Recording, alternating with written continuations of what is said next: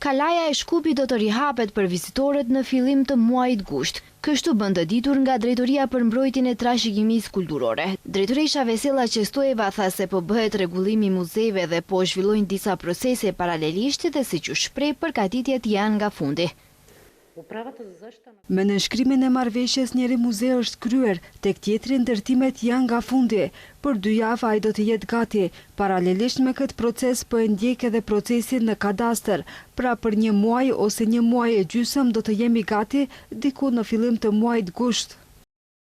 Ndërkohë punimet po shkojnë me dinamikën e planifikuar edhe në sallën universale. Ministri i Kulturës Zoran Lutkov njoftoi se punimet do të përfundojnë në fund të vitit 2027.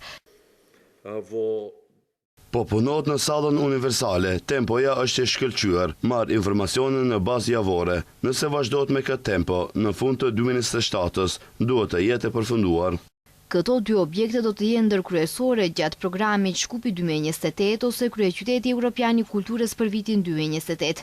Përveç kalas, sallës universale, qarshisë së vjetër, Skupit, akuaduktit, ministri Lutkov theksoi se do të përfshihen edhe të gjitha institucionet lokale dhe kombëtare brenda qytetit të Shkupit.